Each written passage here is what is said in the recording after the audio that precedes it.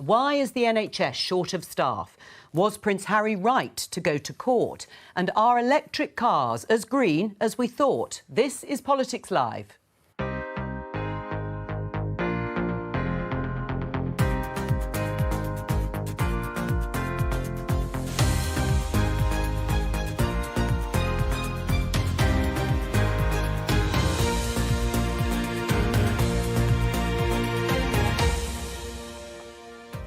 Joining me today, Conservative MP Jackie Doyle-Price, Labour MP Sam Tarry, Kezia Dugdale from the John Smith Centre at the University of Glasgow, and Reform UK's candidate for London Mayor and Fair Fuel campaigner Howard Cox.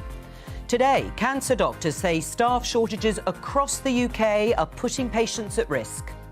They're telling us that we just don't have enough doctors at any point of the pathway. So can the Health Secretary get the NHS back to full strength? There has been a significant increase in demand, and that's why we're investing more. Rowan Atkinson says he feels duped into buying an electric car. We'll find out why. And Prince Harry says he went to court for Meghan. Is he right to take on the tabloids?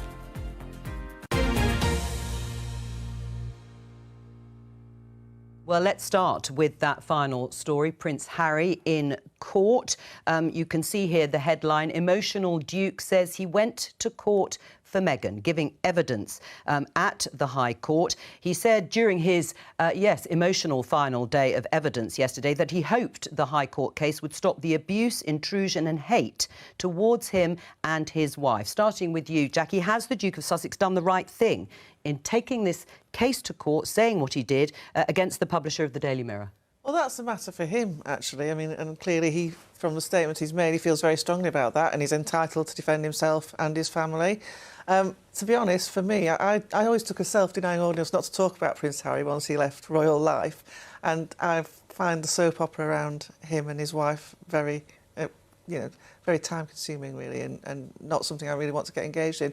But the actual substance of what he's done in court in terms of challenging practices by the tabloids, I think is a debate we should be having, actually. Do you think it's changed? Do you think things have changed? Have the tabloids cleaned up their act in the way Prince Harry has demanded? I think they might have changed the tools they use to do the job, but their behaviour hasn't changed at all. I mean, they are, in fact, I would go as far as to say that they're more sensationalist than ever, because so much now is content is accessed online, so it's designed around clickbait. It's designed on getting you to scroll down and follow these stories.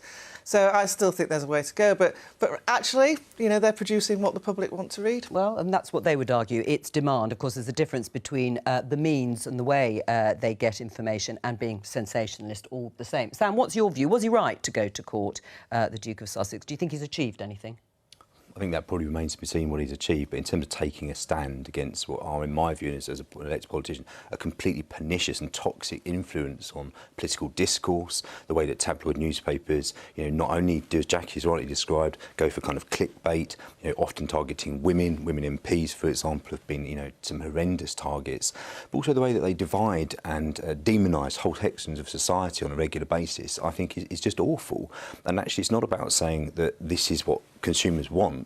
They are producing a project which has quite a political agenda, and I think it's very divisive. But on both sides, dangerous. wouldn't you argue? It's a political agenda, whether you take one from the right or one from the left, and it is what consumers buy. But the impact, is toxic on political culture, debate in this country. It pushes people against each other, and I think that for me is something I want to see less of, not more of. Well, on the basis of that, Kezia, it sounds like he hasn't quite achieved or exposed what he hoped to, and obviously it's been covered extensively, certainly since he's given evidence, even if not in the run-up for reasons that we can assume.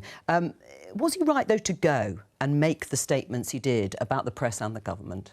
I think so, yes. I think he was right to do it. He has a right as an individual to do it. He has the means and I think therefore a duty to take on what he said before, which is to reform the tabloid press.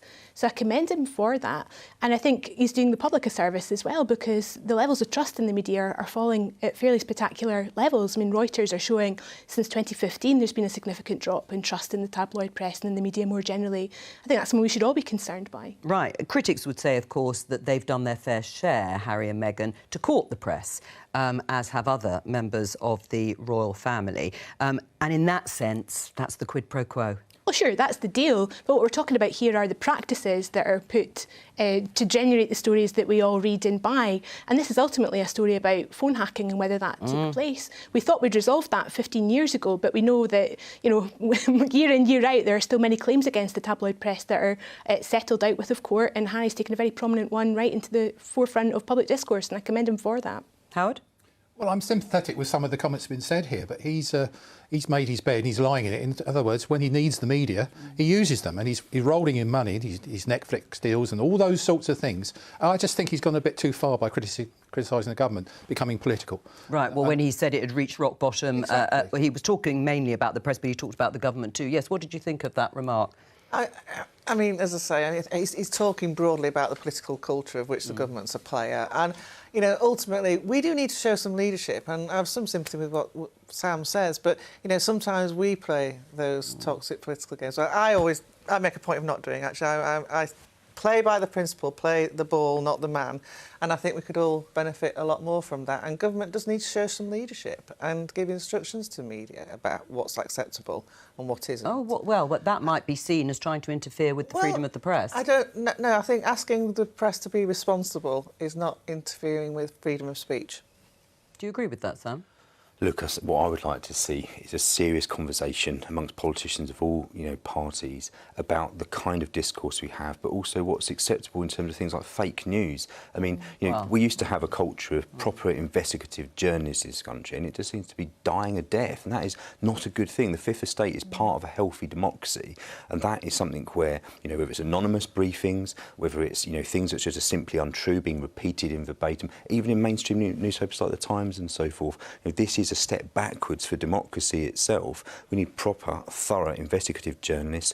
You know, I joined a few journalists yesterday about local cutbacks in the BBC. You know, that's another problem because local democracy and local journalism are really important. All of these feed into distrust in politicians, distrust in the media, and I think if you only have to look across the Atlantic at how dangerous completely partisan media we're all in is. favour of more scrutiny of politicians, I can tell you that on this programme and across the BBC. Let's move on to this headline. BBC News. NHS struggling to provide safe cancer care, say senior doctors. They've been talking on the airwaves today. The Royal College of Radiologists is warning that all 4 UK nations are facing chronic staff shortages, with patients waiting too long for vital tests and treatments. Jackie, almost 1 in 10 posts in NHS England is vacant. Is that just a clear sign of government failure? No, I don't think it is. And we talk about the NHS as if it's one great monolith. It's not. It's, you know, the NHS is our system of paying for and delivering, you know, free care at the points you need it. Within that, it's a dynamic system, so there will always be vacancies. What I'm pleased about... Do you think 1 in 10 is acceptable, posts in NHS England being vacant? Do you think that's sustainable? Well, when you say 1 in 10 posts in NHS England, what does that mean? Because NHS England is the commissioning authority. It's not actually the frontline practice. All right, well, let me take one example. The UK has fewer doctors and nurses than many of its Western European counterparts. This is from official data from 2021. If you look at the OECD average of a whole range of comparable countries, we're at the bottom. Well, I mean, you could present figures in any which way. But, I mean, the truth of the matter is we often look at our health system, we define it by how much we spend and how much people work in it. We actually should be looking much more in terms of outcomes and outputs. That's what we should do. We know we're placing a lot of demand on the health service. We expect more from it all the time. I don't think I can switch on a news programme without hearing another negative story about the NHS. Yet my constituents are broadly happy and broadly satisfied with the service they get. Really? I still think we have the best health service in the world, and I don't think it's a symptom of government failure at all. Are your constituents broadly happy with the service they get? They're absolutely hopping mad. I had a poor chap who was in our local hospital, had acute mental health crisis, 500 hours he spent on the ward, rather than actually, ironically, moving 200 metres down the road to actually the mental health hospital that was there. You know, people cannot get dental appointments, cannot get GP appointments for love nor money. I mean, the NHS is just not on its knees, it's on life support. That's how bad things are. I'm sorry, Jackie, it's unacceptable to say, after 13 years, that scale of vacancies is OK. It is not OK. I'd rather government and all parties were honest and say, look, we've had a real debate. We are going to have to put more money into the NHS. Yes, we're going to have to train a hell of a lot more doctors and nurses. And why hasn't it happened? It's always demand for more and more money. We should be actually focusing on what we want our health service to deliver, because there is not a bottomless pit of money. Basic services at the moment. There is not a bottomless pit of money. People are literally dying because it's so bad. We're relying on NHS England to make sure that we're commissioning the services that people need. Right. That's the truth of the matter. And when we talk about things happening in hospitals, we've got to get that primary care right. We've got to get that intervention as early as possible, and that reduces demand. That comes down to how the NHS is managed. It's not about money. Right. I mean, Sam, even the Shadow Health Secretary Wes Streeting has said, actually not just him, Keir Starmer in a speech in April, that obsession with simply pouring more money into hospitals must end. Is he right? He seems to agree with Jackie on reform. I'm not saying there shouldn't be reform, right? But the number one thing at the moment is we need to sort out the pay crisis. You've got nurses on strike, you've got consultants voting to go on strike. Doctors are leaving in their hundreds to go to Australia, New Zealand and Canada because they're getting double their salary. Nurses are having to pay bursaries, so they're starting off as a low-paid job in huge amounts of debt. That, for me, is the number one thing. And, of course, it's going to need to be reformed. It's a very old system that needs modernising. But the reality is, you cannot escape the fact that it's going to cost more as the population, gets older, when people have, more expectations about how long they live. We're waiting for this announcement on workforce funding. But what is your view about more money, more cash going in? And more cash is going in into the NHS, but we have an ever-growing ageing population. That demand is also growing. Money, reform. Here we go again. We've got to reform it. This is the point. I don't know how many billions of pounds goes in per week, per day. The simple thing is it's not working. I agree with you, Sam, but I also agree with you that it's about management. What we need to do is actually start incentivising the staff, bringing back those staff that have left. Why have they left? Ask the question. Is it money or is it conditions? I can give you an example of a midwife in St Thomas's Hospital, for example, is giving up midwifery because she's got to pay ULEZ on a double shift over a situation. I'm bringing that in simply. Those are the sort of low emission zone, yes, paying extra transport costs. I mean, just before I come to you then, Kezia, well, let's listen to Dr Tom Rock. He's Vice President of the Royal College of Radiologists, talking to the Today programme. He said the issue isn't just pay and conditions, but other things too. We know that there are too many young doctors leaving the NHS. We know that senior doctors are retiring earlier than they were. And there are things we can do now to help that. Pay? Partly pay, but the biggest thing, I think, for senior doctors is just making our lives easier with better IT.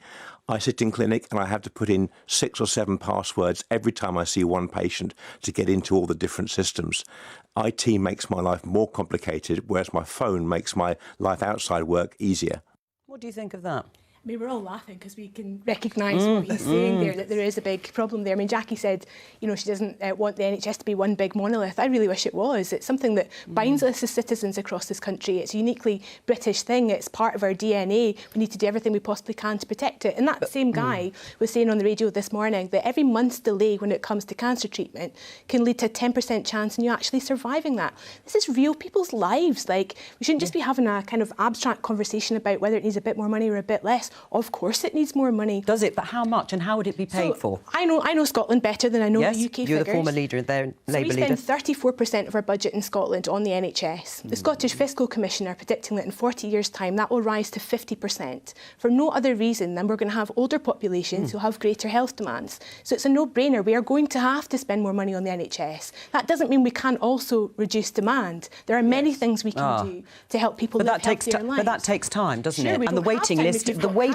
no, exactly. So that means it needs to talk about immigration and bringing doctors to this country to address immediate needs, and it also means hard cash now. There's no escaping it. Right. I mean, if Labour isn't going to commit vast amounts of cash, it says it's going to use that non-dom, or the money they would get from people on non-dom status. It'll be £3.2 billion.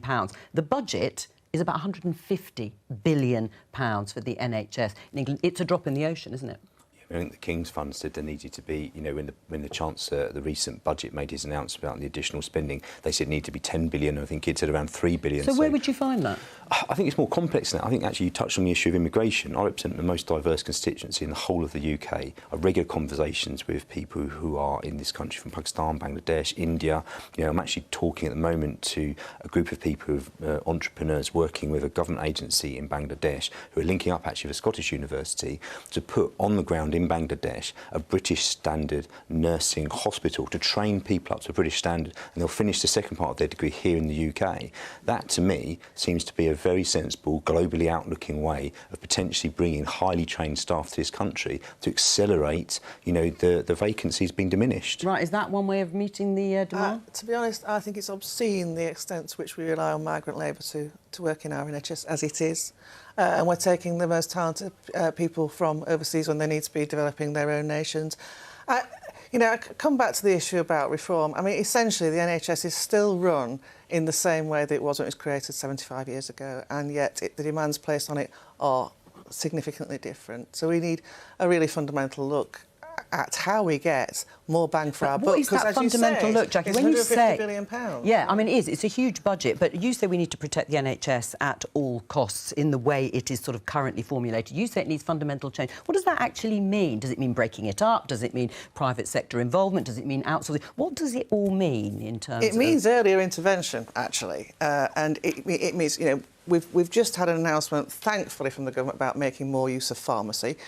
Sam's quite right when he draws attention to people finding it difficult to get GP appointments. There's actually far too much that relies on going through a GP when you've got so many more specialisms. There is much more we can do to triage people, to get them access to what they need earlier, and that will actually save and get more efficiency Jackie, for that the question money. I've got, right, we're 13 years in, right, why has this not We're been actually happening? 75 years into a developing NHS the NHS is demands quite has changed. different now, even to 10 years ago. There are reforms happening all the time. You know, you speak to my local hospital, I looked at my local radiology department, the innovations in technology they have there. It's not as if everything's completely ossified. This is a lack of a serious government strategy. It's still based got on a the GP. contradictory policy on migration that just clearly isn't working, and it, you know, it isn't being honest with people in this country. You know, why not talk about some things that Andy Burnham's done, where he's trying to bring together health and social care? I think actually today the Fabian Society has published a very interesting report, and it's not Labour policy yet, it might be, where they're actually talking about integrating these two things. You know, these are not new debates, but the problem is the government is just being incapable, and people are losing their lives because of this. I don't accept that at all, Sam. Well, I'm sorry, but it's a fact. Let's be brutally frank. You know, we effectively had to close down our NHS to protect it during the pandemic, and of course that leads to pent-up demand. Were way before It leads to pent-up COVID. demand, but what we actually need is to reform to get the most value out of our system. All right, well, and let's the most stick on. efficiency out. Well, let's stick on that, and also I'm going to show you just briefly this headline: BBC New Ghana patients in danger as nurses head for NHS in UK. You want to see higher levels of collaboration. Jackie doesn't think we should be training people here. Where are you on? Well, this is hardly ideal, is it? But the reality is we do need doctors in this country, and there are doctors prepared to come and work here under the right circumstances. The way to resolve this being a long-term problem is to invest now in places for people to study medicine here. But 2 quick points around demand. Let's not pretend that money in the NHS just stays in the NHS. If we invest in the NHS, we can reduce the benefits bill, for example. So you see that saving recycled around the system. And secondly, housing's a big part of this. Yes, it is. A major reason behind old people ending up in hospital is because they trip and fall in their own house. If you retrofit houses to have handrails, you could reduce a significant amount of demand on the NHS. That means investing in housing rather than in primary care. We don't talk about housing nearly enough.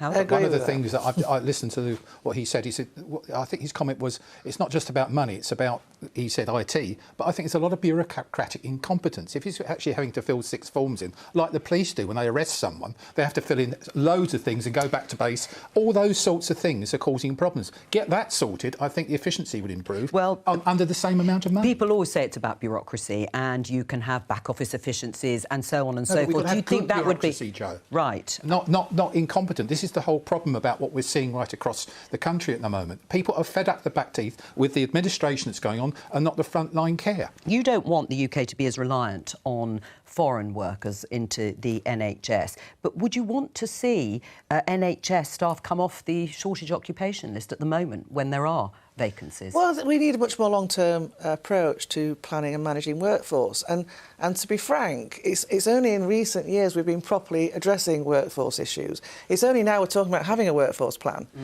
despite the fact Are you frustrated it hasn't actually turned up yet, this workforce plan? Well, I'm glad it's finally happening at all, because we've always been so obsessed with money. But, you know, we've got to look at where the, you know, representative institutions have a role to play here. You know, the Royal Colleges, they all influence the number of people that get trained, and they also need to be part of this challenge. And does the money, any extra funding, have to be new money that comes for this workforce plan, not taken from existing NHS budgets?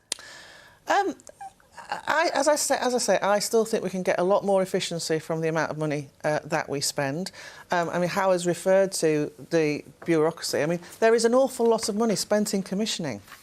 And not all of that's efficient. If I can relate it to a local example, you know, it's 6 years since my local NHS announced that they were closing a hospital and replacing it with 4 new medical centres within the community. So far we've got 1 of those and not a spade in the ground for the other 3. 6 years. Now this shows that we've got a really incompetent commissioning system, and we can get a lot more value out of that. All right, well, let's talk about electric cars, electric vehicles. We're only 7 years away until the UK bans the sale of new petrol and diesel cars, so by 2030. In a moment, we're going to speak to Robert Llewellyn. He's the presenter of the Fully Charged show on YouTube, which promotes electric vehicles. He's a big fan. Howard, you're the founder of Fair Fuel UK. Why do you want to scrap the ban? It's very simple. It's a draconian ban. It wasn't. We didn't ask for it. It's undemocratic. It's based on an informed premise for a start. And what's really worrying, it's impacting on low-income families, small businesses, etc., who can't afford to buy electric vehicles. And this is one of the things we talked about fake news in the press earlier. I'm portrayed as anti-electric vehicle. I'm not. I'm very pro-electric vehicle, but it should compete with other clean fuel technologies like hydrogen, synthetic fuels, and catalysts, and those sorts of things. Robert Llewellyn, perhaps you can persuade Howard otherwise. Oh, I'm sure I can't, and I wouldn't want to try. There's no point. But I think that it's a very brave and I have to say surprising ruling. And I was very impressed that the government did do that. They were democratically elected. So, you know, I don't know that you can really classify it as undemocratic. They are in a position of enormous power at the moment. So they have chosen to do that. And I think what it does is what the easy scaremongering is to say, oh, in 2030, you'll literally not be allowed to drive your combustion car. You'll be banned and arrested and forced into a camp or some ridiculous stuff like that. There will be combustion cars for the next 25 years on the roads because people will buy them now. They're buying them by the ton still at the moment, huge, big SUVs and ridiculously inefficient cars. So what it means is you can't buy new ones. You can still use your combustion cars. So they're still going to be going. And what we're seeing now, which I'm predicting, just wait a minute, please, Howard. I didn't interrupt you. Oh, what we're seeing at the moment is... I'm sorry. Yeah, you can interrupt me. All right, go on, Howard. Robert, I'm not trying to interrupt you. I actually, and listen to what I just said, I believe in EVs, I believe in hybrids. Yeah. But why are we not having 4 or 5? The only reason are different clean fuel technologies. Why can't electric vehicles actually compete properly without a draconian ban on diesel and petrol vehicles? If we allowed Euro 6 to develop to Euro 7, Euro 8, that means cleaner fuel technology using diesel and petrol, and they are much cleaner. What is that? What's Euro 6? Well, it's a standard set up by the European, well, it was the EEC, in my old days, etc. They created a thing which actually, the amount of emissions that are coming out. Right. The higher the number, the less emissions are coming out. All right, well, let's stick to the idea of ban or not. But, Robert, do you want to answer the point in principle? Yes, I mean, there have been enormous changes in vehicle emissions, but I would still say I would love Howard or anyone else I want an experiment I've offered many people. They drive into a sealed container for 2 minutes in their clean diesel, and I'll drive into a neighbouring sealed container in an electric car with the engine running, and then we'll have chat about it afterwards. There is no such thing as clean combustion. That is a critically important point, which is always, always ignored. And where does the fuel come from? E-fuels are insanely expensive. entirely implausible, but people can use the term, let's use e-fuels. It sounds nice. They're really clean. Let's use hydrogen. Hydrogen is incredibly expensive and it's a fossil fuel. All right. 98% of commercial hydrogen comes from natural gas. Robert, there's a lot of things we agree on here, but the one thing is, let's go down to the underground tube. There's 4,000% more particulates down in the underground. And we're not seeing anyone doing anything about that and cleaning that sort of thing up. Look, we're seeing a ULEZ expansion process. There was a public consultation last year into expanding it into Greater London. I'm sorry that this is a national audience, but that's going through. And even TfL, Transport for London, have said that there will be no demonstrable difference to the air quality we breathe by introducing a cash-grabbing tax on hard-pressed motorists, low-income families and small businesses. That's the thing I'm talking about. Can we work to get cleaner fuel technology without these bans? Right, before Robert answers, I'm going to bring in the other guest, because Jackie, you actually have an electric car. Are you a fan or not? No, not at all. Why? I have not regretted a car purchase more than my electric car. It's a complete change in driving experience. The time was when getting into your car and be able to go where you want to was a liberating thing. I mean, I have the other month I did a round trip to Dover and back to my house in Grays, which was 120 miles, and I had to stop and charge the car midway through to actually be able to get home. That's an extra hour on the journey. It's a completely different driving experience. EVs are great for being a little run around, but if you're going any distance, you actually still need a different alternative. I loved my hybrid when I had a hybrid, so I'm all in favour of electric technology, but this all or nothing into electric is, as Howard says, it's not the right policy option. Robert, what do you say in terms of the sort of the logistics, the lack of chargers available to make it easier? I mean, there's still not enough chargers, but there are 68,000 of them in the UK. So, I mean, we put in 17,000 new chargers this year alone. So that is changing very rapidly. In other countries, it's a completely different picture. So I don't know what electric car you have, but I mean, the fact that it won't do 120 miles on one charge suggests to me that it's not one of the better ones. So the average range of new electric cars now is between 150 and 250 miles. Depends on the weather. You know, if it on a summer's day like today, it probably could get to 120 miles, but not in the dead of winter when battery technology is extremely inefficient. Robert, one other thing, just to bring up, you will have read the Rowan Atkinson article. We can show a headline, actually. I love electric vehicles, but was an early adopter, but increasingly I feel duped. Now, Robert, he is talking about the batteries.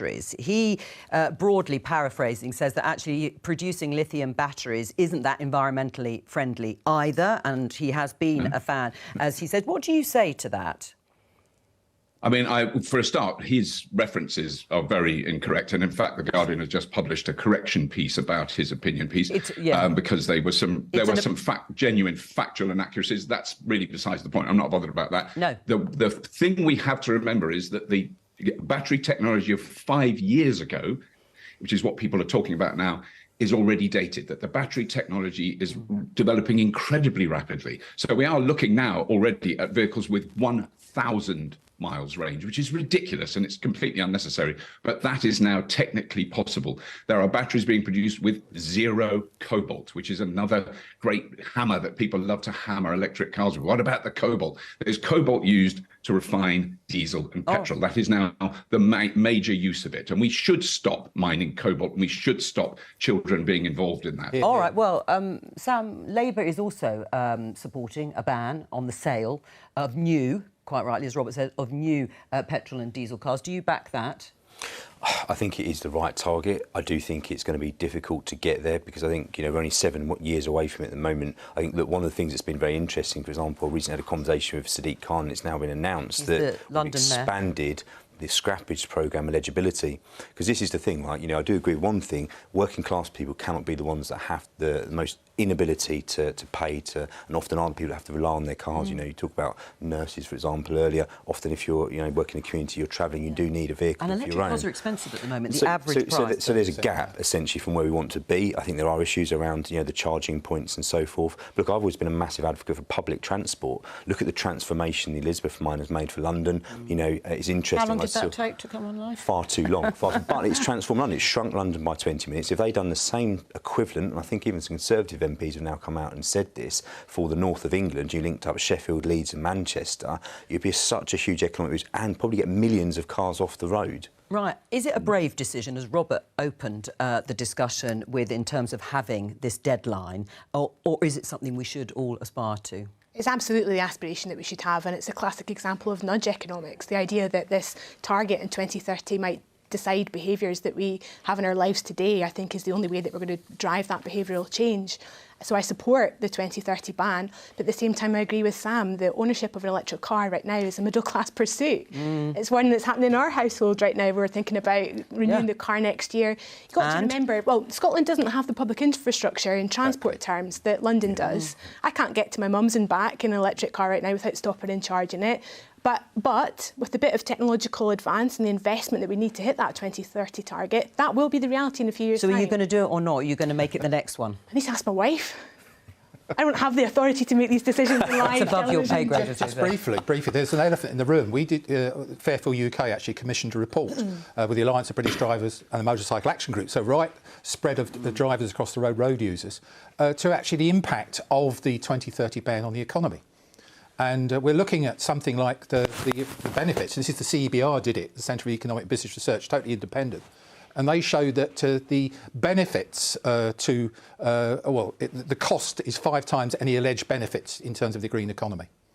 Something like £1,000 per household will be paid to 2050 for us moving to the 2030 ban. What about the cost of not reacting to the climate crisis that we're faced with? The fact that fossil fuels are going to be... Well, we disagree. I don't believe there's I'm a climate change realist. That's what I am. A sceptic. Yeah, I'm a sceptic. I want to see the evidence. I see science on both sides, and I'm afraid I don't believe there's a crisis. I believe we've got to do something. Well, the evidence is fossil fuels running out.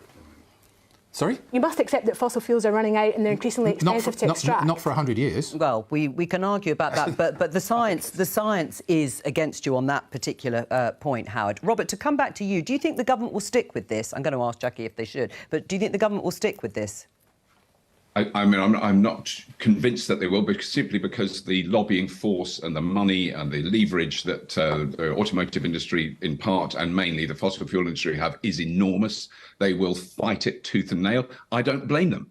You know, it's their business is to make trillions and trillions of dollars profit every year, which they do. And that's a very important thing, which I know won't have been taken into account in the research that Howard just referred to, is how much money leaves our economy every day to pay for fossil fuel, how much electricity is used every day to refine fossil fuel. It's about the same amount as Leicester and Coventry combined every day. That's how much electricity nothing else, just electricity. The fifth largest, so we live in a very fossil fuel based economy. We've benefited from fossil fuel. There's no question. It's changed our world, and in many ways for the better. But it is time that we move on. And there are hundreds of people, very well-funded people, who will fight to the death to stop any change because it makes sense for them economically. I completely understand it. Do you think it'll be dropped?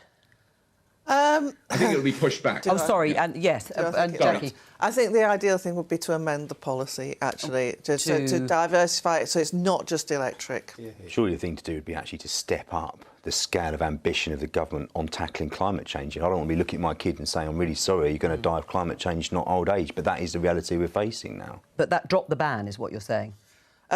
Well, I mean, I think we should still be investing in hybrids because I think... Sure, but drop the ban of the sale of new petrol and diesel cars by 2030. Hybrids are themselves petrol and diesel with obviously an electric component. So, you know, we have to obviously encourage better behaviour and tackle climate, but this is actually a very blunt tool which won't be effective and frankly will fuel a second-hand market, a very profitable second-hand market in combustion. And the fifth largest income to the Treasury comes from drivers. Robert Llewellyn, thank you very much for joining us. Here's a cheerful question for the end of the show. Are we in the end times? And if we are, is there anything we can do about it? Someone who might be able to answer that is our next guest, Peter Turchin, who's a professor at the University of Connecticut and has written a book called End Times, Elites, Counter-Elites and the Path of Political Disintegration. All right, well, it may not sound very cheerful. Peter, what's the problem with elites? Well, complex human societies organized as states have existed for maybe 5,000 years. And they can function quite well for a time, maybe a century or so. But eventually they get into end times. These are the periods of social turbulence, political disintegration. Think the Russian Revolution, French Revolution, or the English Civil War of the 17th century. Why? One big problem that leads to end times is elite overproduction. It's like a game of musical chairs, except that instead of removing chairs, you actually adding more players. So as the number of players increase to 2 times, 3 times, 4 times the number of chairs, you can imagine the kind of chaos that can ensue.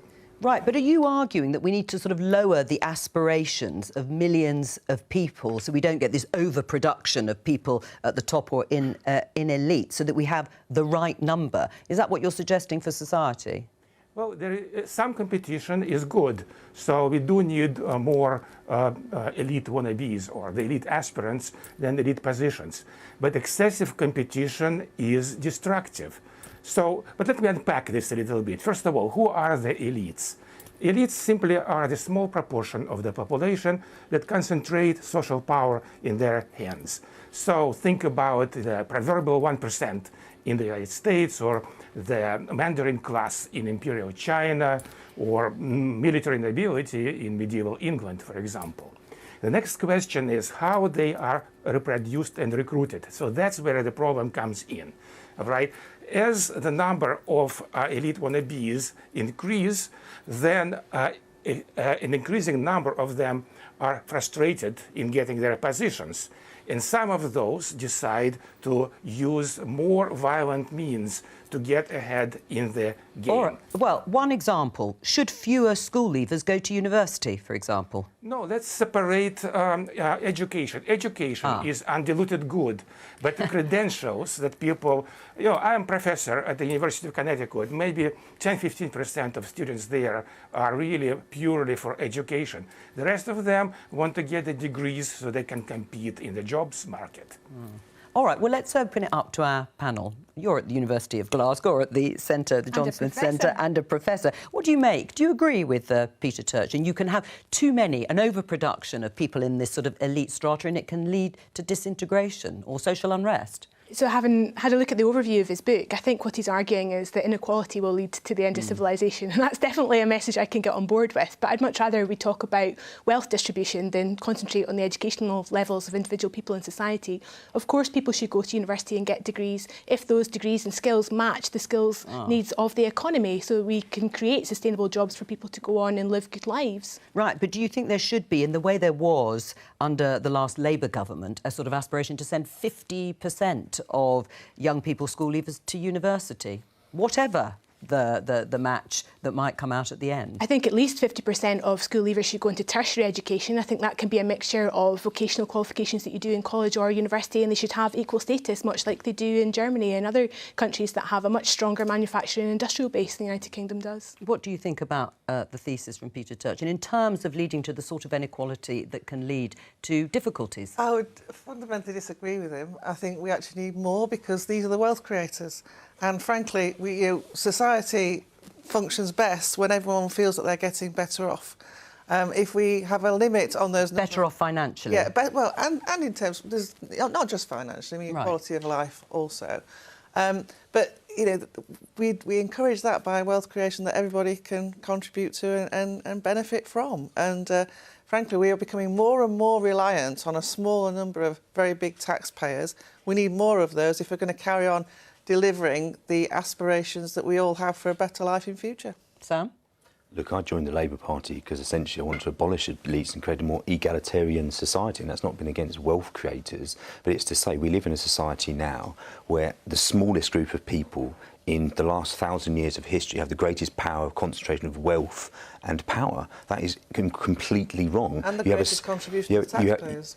It's more complex than that. Our society is more unequal now than almost any point in the last 100 Well, you years. say that. You say that actually because healthy. Paul Johnson on this programme a while ago from the Institute of Fiscal Studies, very well respected, said inequality on pretty well any measure that you look at hasn't risen over the last decade. It's broadly flatlined. Inequality. Well, I'll be interested to read that. I mean, look at child poverty compared to the last Labour government. It's gone through the roof. Even just over the last few years, the cost of living crisis, the people I'm seeing in my constituency. But what he goes on to say is that everybody's standards have gone down. Well, so yeah, that is probably almost. But it's not the same as saying inequality, true. Is it? But you've got on one hand, our country is wealthier than it's ever been, yet the wealth is concentrated in a smaller proportion of society. It's not distributed. As if the pie, it used to be more equally shared. It's now just got a tiny sliver for the rest of them. So we're fighting over the scraps. That is not the sign of a healthy society. It's not the sign of a society that's got happiness and well-being as part of the everyday lives of ordinary people. There are many examples around the world where more equal societies have far better senses of well-being, are far healthier on a whole range of things, not just mental, even physical health. And so it's possible, within a few hundred miles of our own shores. Well, what sort of reform from Reform UK? What sort of reform would you like to see? Well, you may be surprised. I agree with Kezia and Sam more than I do with Jackie at the moment in this sort of thing.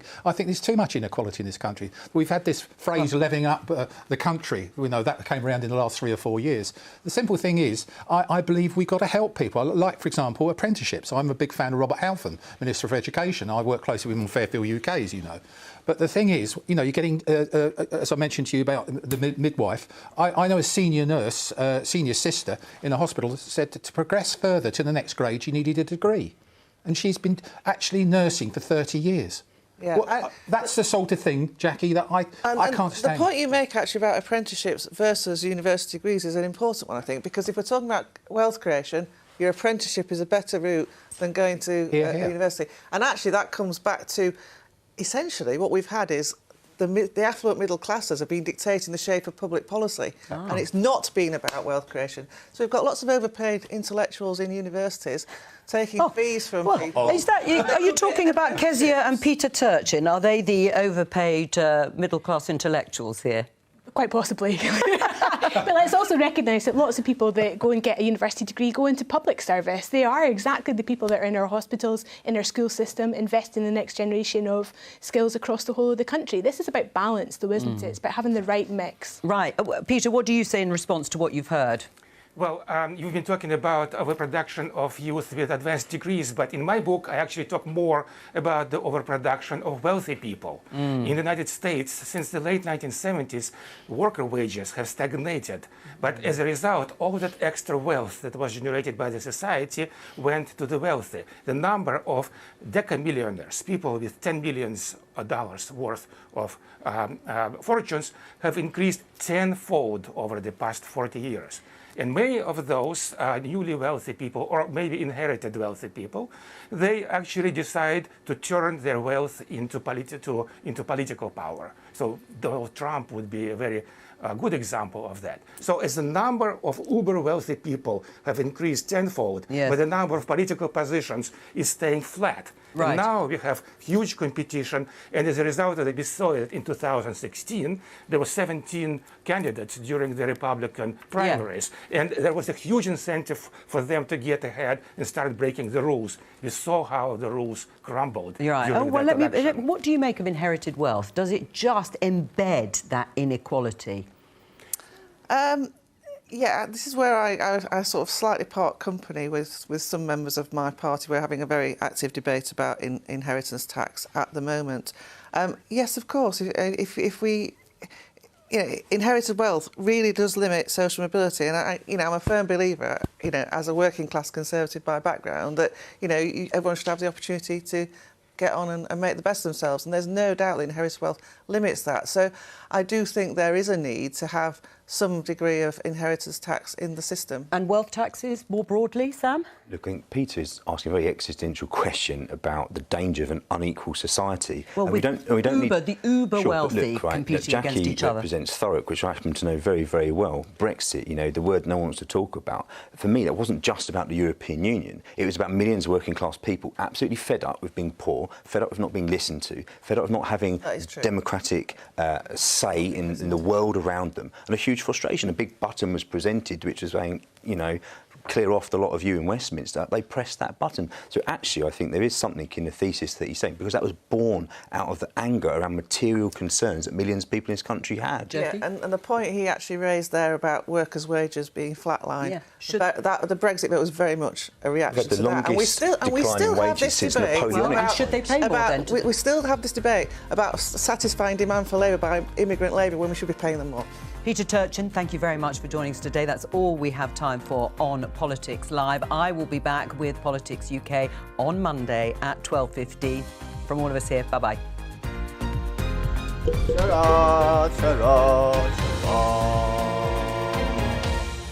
The only thing I'm going to say about that is Rowan Atkinson is a massive tit. I said that the other day when I was streaming. And they were saying, oh, Rowan Atkinson said he's been duped by the car industry because the batteries are, you know, terrible. Yeah, they used to be. Like, digging up cobalt is, like, extremely bad. That's a fact. But, you know, we're advancing battery tech so much right now because, one, people fucking spending shit tons of money investing in it because of cars, which is a thing, started by Tesla. And second of all is money. You know, it takes money to get R&D done, basically. And if you got shitloads of it, then it's easy to research and develop stuff. It takes a while, clearly. But like that guy said, Rob, now they're coming out with like 1,000-mile range batteries. It's fucking insane. 1,000 miles. And there's some new tech which is just salt-based batteries, sodium, salt. Which is fucking mad. So in about 10 years, you'll have batteries that can charge in like fucking 5 minutes. Full whack. Won't it be glorious? We should ban fucking diesel cars. Fucking horrible. You can smell them. If you go away on holiday somewhere in the middle of nowhere, and I used to go to Wales, basically, you could see the smog above the city. Well, you could see the haze, all the smog, and you could smell it when you got back. It's fucking disgusting. People live in it. If you live in it every day, you don't notice it, but when you go somewhere like the countryside and then you go back, you can smell the difference, like literally. Anyway, that's my only little caveat to put on that shit. And fuck the Tories, clearly, because they're useless fucking cunts.